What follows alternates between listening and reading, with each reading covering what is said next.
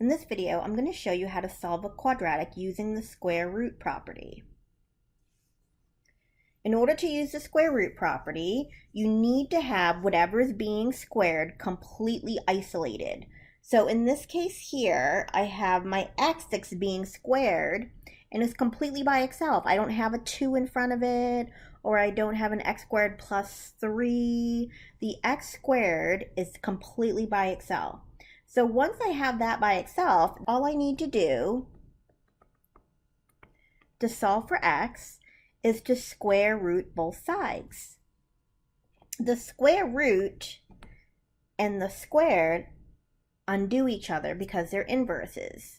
So I'm going to get x is equal to plus or minus the square root of 36, which is plus or minus 6. Now, why do I need to make sure that I put in plus or minus?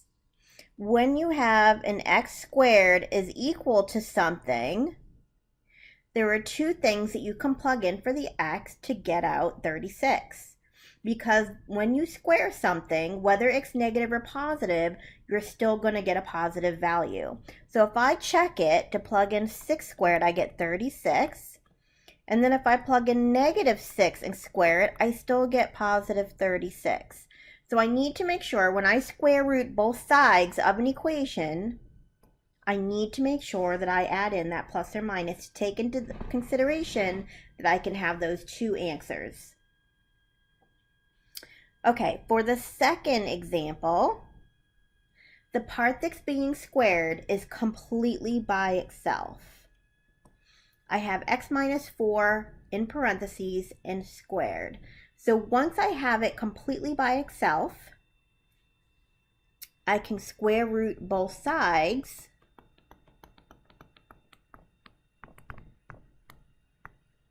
Now remember, I got to put in plus or minus when I square root both sides. The squared and the square root undo each other, and I'm left with just x minus 4.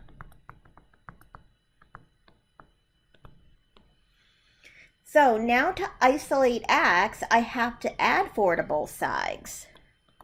So when I add 4 to both sides, I have 4, and I don't want to forget the plus or minus, and I have the square root of 7.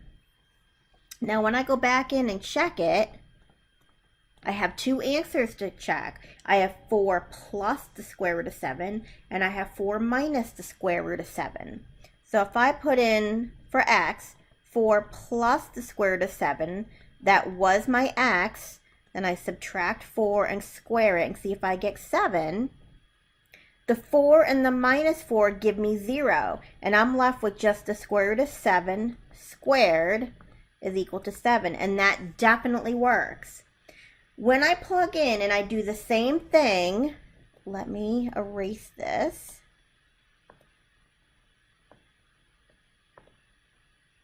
When I do the same thing, but I put in a minus instead, I have 4 minus the square root of 7 minus 4. The 4's still disappear, and I'm left with minus the square root of 7 squared. But when I square a negative, it ends up being a positive. So I have negative square root of 7 times negative square root of 7, which gives me 7. So either way, it works. Okay, for the third example, what is being isolated? For the third example, what's being squared is completely by itself. So I can go ahead and take the square root of both sides. So I take the square root of both sides. When I do that, I get plus or minus the square root of 49 on the right-hand side. The squared and the square root undo each other, and I'm left with just 2x plus 5. Now the square root of 49, that comes out even, so I can write this as plus or minus 7. And then to finish solving for x, I'm going to subtract 5 and divide by 2.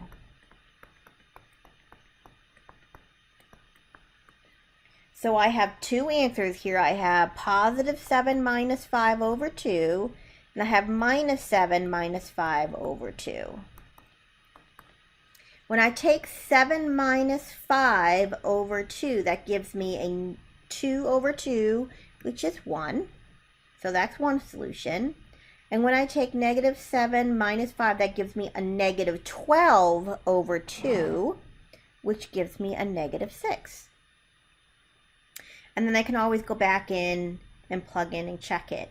Now, an example, just a what if statement. So what if? So an example of where you would have to first isolate what's being squared might be something like this, because we haven't talked about that yet. What if I had this?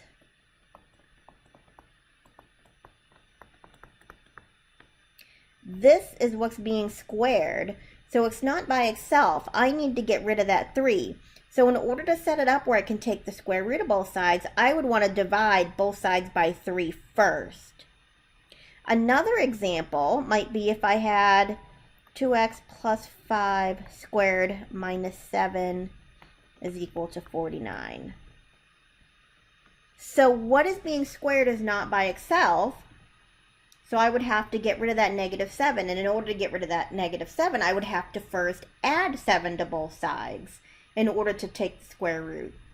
So those are some examples of what it would look like if you needed to isolate the part that was squared first. Okay, this last example, I wanted to make sure I put one in there that has imaginary numbers. So the part that's being squared is by itself. So I'm going to go ahead and jump in right away and square root both sides. When I square root both sides, I have to remember plus or minus. The squared and the square root undo each other, so I'm left with just 4x minus 7 is equal to plus or minus the square root of negative 25. Now, whenever I have a negative under the square root, that means I have an imaginary number. So that negative 1 under the square root is the same thing as writing I. So when I simplify this, the negative 1, I can rewrite this as negative 1 times the square root of 25. The square root of negative 1 is I, and the square root of 25 is just 5. So I'm going to rewrite this as 4x minus 7 is equal to plus or minus 5i. You can write it as I times 5, but my preference is to write the number in front. Okay, then to finish solving, I need to isolate x, so I'm going to add 7 to both sides. So I have 4x is equal to 7, positive, because I'm adding it to both sides, plus or minus 5i. And then I have to divide both sides by 4.